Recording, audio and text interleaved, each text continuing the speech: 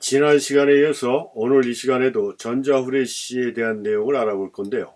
오늘 강의 내용은요, 전자후레쉬의 종류를 알아보겠습니다. 몇 종류 되지 않고요. 또 우리가 일반적으로 많이 사용하는 종류는 하나로 이렇게 정해져 있다라고 봐도 과언이 아닙니다. 여기 지금 나와 있듯이 클리본 타입, 글리본 타입 이런 식으로 이제 크기에 따라서 분류한다라고 얘기할 수도 있고, 그 다음에 그 후레쉬가 가지고 있는 그 파워, 그러니까 가이드 넘버가 큰 거에 따라서 종류가 구분된다라고 어떻게 말씀드릴 수가 있는데요. 하여튼 이런 전자 후레쉬는 그럼 간략하게 어떤 종류가 있는지 한번 살펴보면요. 가장 일반적인 게 카메라에 내장되어 있는 후레쉬죠. 우리가 다른 강의 시간에도 잠깐 얘기했지만 컴팩트 디지털 카메라가 사양길로 접어들었다고 그랬죠. 그래서 스마트폰 자체가 워낙 활성화되다 보니까 그 컴팩트 디지털 카메라는 거의 사라질 위기까지도 왔는데, 컴팩트 디지털 카메라는 당연히 후레쉬가 이렇게 내장되어 있는 게 대부분이고요. 그 다음에 우리가 많이 쓰는 카메라가 소형 카메라라고 얘기했지 않습니까? 이런 소형 카메라, 필름으로 얘기하면 35mm 카메라 이렇게 얘기하고, 중형 카메라는 120mm 카메라 이렇게 얘기하는데, 또 우리 이런 걸 소형 카메라라고 그러고, 이 소형 카메라의 펜타프리즘 위에 이렇게 후레쉬가 달려있는 카메라들이 굉장히 많이 있습니다. 미러리스나 DSLR 아니라 이렇게 후레쉬가 부착돼서 나오는 그런 카메라들이 있는데, 여기서도 재밌는 점은 이렇게 후레쉬가 내장되어 있는 카메라들은 일반 카메라, 그러니까 일반인들을 대상으로 한 카메라에 많이 돼 있다 이렇게 말씀드릴 수가 있어요. 그러니까 전문 사진가들이 주로 많이 쓰는 카메라에는 후레쉬가 이렇게 내장돼 이제 장착돼 있질 않거든요. 그러니까 그러니까 뭐라 그러지, 아마추어라고도 말하기도 그렇고, 그냥 일반인들한테 판매되는 보급형 디지털 카메라에는 이렇게 후레쉬가 붙여서 나오는 경우가 있다. 그래서 우리가 이 디지털 카메라 앞에서 촬영 모드에 대해서도 배웠지만, 모든 기능을 자동으로 오토 모드에 놓게 되면 어두운 지가 이렇게 헤드에서 후레쉬가 자동으로 올라옵니다.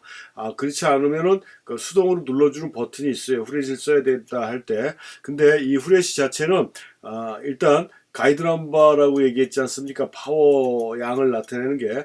근데 이렇게 후레쉬, 카메라에 내장되어 있는 후레쉬의 가이드 넘버는 상당히 약합니다. 그러니까 후레쉬 파워가 약하다는 건 뭐라고 그랬어요? 촬영 거리가 멀리 있는 대상은 후레쉬를 쓸 수 없다라는 얘기죠. 그러니까 지난 시간에도 말씀드렸지만, 후레쉬가 터져서 대상에 부닥쳐서 카메라 이미지 센서까지 다시 돌아와야 되는데, 대상이 너무 멀든가 빛의 강도가 약하면 가다가 부닥치기도 전에 빛이 없어질 수도 있고, 갔다가 오는 중간에 사라질 수도 있고, 이런 여러 가지 상황이 생겨서 파워가 약해서 실질적으로 가까운 거리 내에서 촬영하는 거 말고는 그렇게 사용 범위가 그렇게 넓지는 않다. 근데 물론 디지털 카메라는 그 필름 카메라에 비해서 장점이 뭐라고 그랬습니까? 감도를 자유롭게 변화를 줄 수 있다라고 얘기했죠. 그래서 실내에서도 그냥 보조광 형태로 감도를 올려갖고 사용해 줄 수도 있어요. 그래서 큰 효과는 없더라도 일단 사용해 주면 조금 좋은 결과가 나올 수도 있습니다. 그런 장점이 있을 수도 있지만, 또 단점은 뭐가 있어요? 카메라 배터리 소모량이 굉장히 많다는 얘기예요. 후레쉬를 쓰게 되면. 그래서 배터리가 금방 방전되는 그런 또 단점이 될 수가 있고, 또 나중에 다음 시간인가 이렇게 후레쉬 사용하는 방법에 대한 강의할 때 말씀드리겠지만, 지금 여기 샘플 사진에 나와 있는 것처럼 이렇게 직사광선으로 날아갑니다. 그러니까 후레쉬는 다이렉트 광선이라고 그러죠. 직사광으로 쏘게 되면 여러 가지 또 문제점이 있어요. 레드 아이 이펙트도 나오고 강한 그림자도 생기고 그래서 일단 후레쉬 촬영할 때는 이게 직사광은 피해줘야 되는데, 우리 카메라에 내장되어 있는 후레쉬는 이렇게 직사광으로 나가는 그런 각도로 되어 있기 때문에 활용 범위가 그렇게 많지는 않다라는 점이지만, 그래도 카메라에 내장되어 있는 후레쉬라 우리가 알고 쓰는 게 좋겠죠. 만약에 자기가 사용하는 카메라에 후레쉬가 있다라 그러면서 가이드 넘버가 뭐 정확하게 몇이다라고 얘기를 할 수는 없지만 10에서 20 사이의 범위 아닐까라고 생각을 해요. 굉장히 약하다고 제가 말씀드렸습니다. 이게 이제 내장된 후레쉬 얘기고요. 그 다음에 두 번째가 우리가 가장 많이 쓰는 후레쉬 타입인데 이게 클립온 타입이라고 그래갖고 카메라 헤드에 보면 하슈라는 게 있습니다. 하슈. 어떤 카메라에든지 간에 그 미러리스든 DSLR이든 소형 카메라에도 하슈는 다 액세서리 슈라고도 얘기하고요. 이게 붙어져 있습니다. 붙어져 있어서 그 하슈에다가 후레쉬를 끼는 거예요. 그게 접점이라고 보시면 돼요. 우리가 다른 시간에도 얘기했지만 이 후레쉬를 사용할 때는 전기 접점이 있어야 되거든요. 그걸 우리가 X 접점 그렇게 얘기하는데 이 하슈 자체가 X 접점이다라고 이렇게 보시면 됩니다. 그래서 헤드에 부착돼서 가장 조금 전에도 말씀드렸듯이 후레쉬 사용에 가장 많은 부분을 차지하는 게 이렇게 클립온 타입이다. 그리고 디지털 카메라의 그런 프로그램 방식이라든가 이런 모드에 아주 적절하게 호환이 돼갖고 후레쉬 촬영을 훨씬 더 편안하고 확실하게 해줄 수 있는 그런 기능까지 갖고 있는 그런 후레쉬들이 이런 클립온 타입 후레쉬다라고 볼 수가 있고요. 이 클립온 타입 후레쉬의 가이드 넘버는 보통 한 30 정도에서 한 40 정도 되지 않을까 이렇게 생각합니다. 그러니까 굉장히 아주 센 건 아닌데 웬만한 거리 정도는, 그러니까 만약에 40이다라고 그러면 가이드 넘버를 조리개값으로 바꿔주는 게 조명거리분의 가이드 넘버라고 그랬잖아요. 그래서 35라고 얘기를 해도 10m에서 조리개가 3.5까지 열리는 내 렌즈를 쓴다라고 그러면 얼마든지 소화가 된다라는 얘기예요. 물론 강약이 좀 약하긴 하죠. 10m는 너무 많이 떨어졌기 때문에.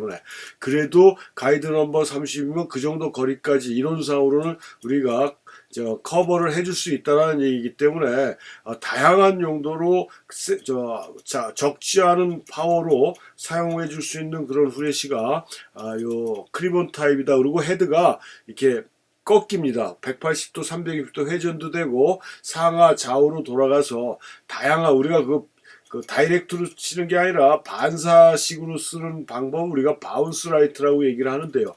그건 다른 시간에 배우실 겁니다. 그런 바운스 라이트를 할 수 있는 다양한 기능을 갖고 있고 해서 그 다음에 여기 지금 보는 것처럼 이게 일렉트릭 아이 같은 빨간 불빛이 나가서 거기에 맞는 적정한 광량을 또 조절해주는 이런 시스템이 요즘 나오는 디지털 클립온 타입 후레쉬는 참 잘 돼 있다라고 조금 전에도 말씀드렸죠. 그래서 사용 빈도도 굉장히 높고 후레쉬에서 가장 많이 사용하는 스타일이 하슈에다 꽂아서 쓰는 클립온 타입 그 후레쉬다라고 얘기할 수가 있고요. 이런 후레쉬는 다양한 꼭 밤에만 또는 실내에서만 사용하는 게 아니라고 그랬습니다. 주간에서 메인 라이트로 사용하면은 또 다른 효과를 만들어낼 수 있다고 지난 시간에도 말씀드렸잖아요. 그래서 가지고 다니기가 굉장히 편리하지 않습니까? 작기 때문에. 그래서 뭐 별도의 또 커다란 배터리 또 충전 발전기 같은 거 이런 것도 필요 없이 가지고 다닐 수 있는 가장 다양한 용도로 사용하는 게 클립온 타입이다 이렇게 말씀드릴 수가 있고, 그 다음 세 번째가 글리본 타입이라고 얘기해서 이런 거는 뭐 사실은 크게 관심을 갖지 않은 분들은 이런 후레쉬는 많이 못 보셨을 거예요. 근데 이런 후레쉬가 이거는 접점이 후레쉬마다 이렇게 싱크로 접점, X 접점을 꽂는 후레쉬 코드를 꽂는 접점이 있습니다. 하슈에다 꽂는 게 아니라 요 싱크로 접점에다 코드를 꽂아주는 방식으로 돼 있어요. 그 다음에 이렇게 연결해서 굉장히 부피도 크고 그 부피가 큰 만큼 어떻습니까? 파워가 굉장히 세죠. 45에서 거의 60까지 나오는 것도 있는 걸로 알고 있어요.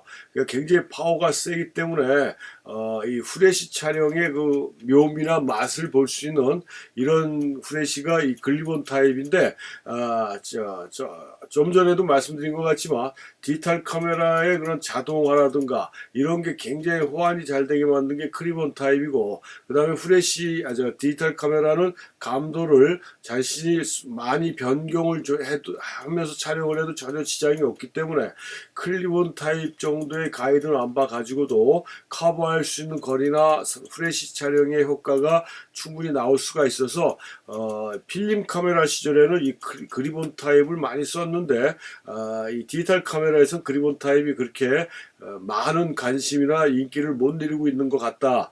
제가 보기엔 그렇습니다. 그러니까 많이 쓰는 분들을 제가 많이 못 봤어요.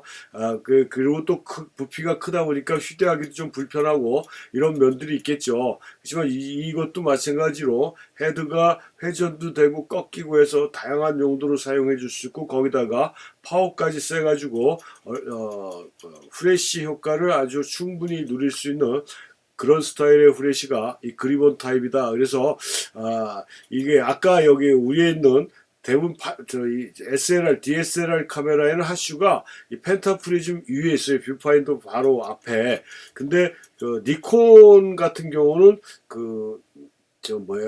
이 싱크로 접점, 요 싱크로 코드, 이 후레쉬 코드를 꽂는 요 접점이 없는 것들도 있습니다. 그래서 액세서리로 요 하슈에다가 그 싱크로 코드가 되어 있는 액세서리를 꽂고 꽂아주는 이런 그런 카메라들도 있다. 그래서 만약에 이렇게 싱크로 코드를 꽂는 후레쉬 코드를 꽂는 접점이 없는 카메라에서는 액세서리 슈를 따로 구입을 해서 별도로 하슈에다 꽂아주고 사용을 해줘야 된다라는 걸 참고적으로 말씀드리겠고요. 그게 제가 니콘에서 봤습니다. 니콘에서 모델명은 잘 기억이 안 나는데 니콘 카메라에서 그 싱크로 코드가 없어서 이렇게 액세서리를 써야 된다라는 거를 제가 잠깐 사용하면서 한번 경험을 했거든요. 그래서 이렇게 소형 후레쉬는 크게 세 가지다. 그러니까 카메라에 내장되어 있는 후레쉬가 있고 하슈에다 꽂는 클리본 타입이 있고 싱크로 코드에다 꽂는 글리본 타입이 있다. 그래서 파워가 점점 가이드 럼버가 크기별로 세진다라고 이렇게 말씀드릴 수가 있고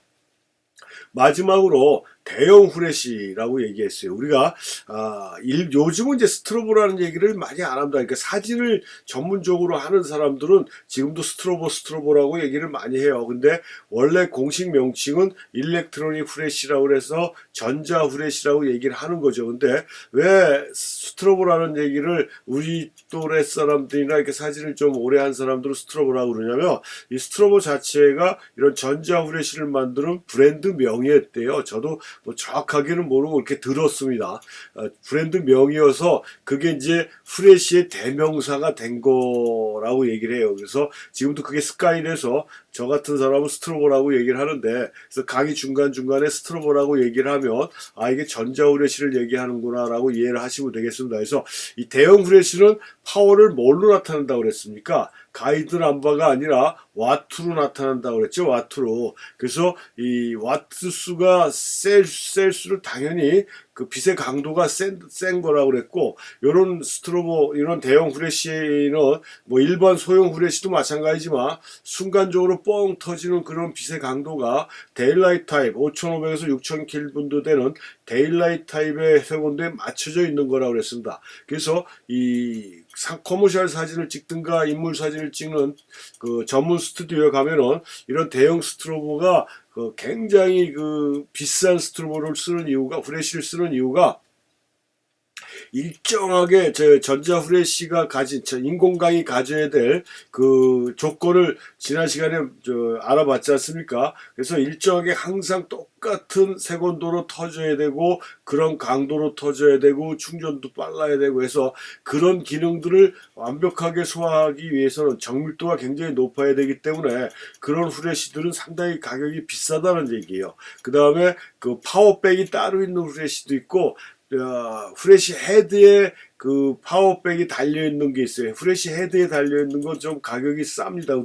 그리고 파워가 이렇게 센 게 없어요. 보통 500와트 정도까지가 가장 일반적으로 많이 쓰이는 것 같아요. 정확하게는 저도 정확하게는 몇 와트까지가 헤드에 달려있는지 그건 파악을 못 해봤는데 아무튼 그 파워백이 따로 있는 차지 시키는 백이라고 보시면 돼요. 빛을 모아가지고 후레쉬로 전달해서 터질 수 있게 해주는 그런 파워백이 별도로 있는 게 있고 헤드에 달라붙어 있는 게 있다. 그래서 별도로 있는 파워백을 갖고 있는 후레쉬가 광량도 굉장히 세고 정밀도는 훨씬 더 뛰어나다라고 이게 통계적으로 볼 수가 있다. 그래서 이런 것들은 그 대형 스튜디오 같은 데서 아까도 말씀드렸듯이 상업적인 용도나 패션 사진이나 인물 사진 같은 경우에 이런 경우를 많이 쓴다. 그리고 여기서 다른 시간에도 잠깐 얘기했지만 아시겠지만 이런 거 순간성 광원이라고 얘기했죠. 그 인공 광원에는 두 가지가 있다라고 했어요. 지속적인 광원, 그러니까 백열등 같은 걸 쓰는 지속적인 광원도 있다라고 그랬지만 실질적으로 우리가 지금 여기서 사진을 배우시는 분들은 그런 지속적인 광원을 쓸 일이 그렇게 많지는 않고 또 거기에 따라 이런 대형 후레쉬를 쓸 일도 그렇게 많지는 않습니다. 그러니까 이런 것들이 있구나라는 정도로만 알고 계시면 되고요. 지속적인 광원은 다른 시간에도 잠깐 말씀드렸지만 사용하기 그렇게 어려운 게 아닙니다. 그 광원을 전기에 연결해서 스위치를 켜면 계속 불이 들어와 있기 때문에 자기가 찍고자 하는 대상의 각도만 조절해서 그림자가 생기지 않고 반사광이 생기지 않까 뭐 이렇게 하는 그 위치만 잡아갖고 찍어주면 되는 거라 노출을 체크해서 사용하는데 그렇게 어렵지는 않지만 이런 후레쉬 같은 경우는 많은 경험이 좀 필요하다라고 얘기할 수가 있습니다. 그래서 이렇게 전자 후레쉬를 그래서 지속적인 강원보다는 이런 순간적인 강원에 특히 전자 후레쉬를 가지고 집중적으로 설명을 해드리는 거고, 휴대용 후레쉬는 우리가 쓸 일이 상당히 많다.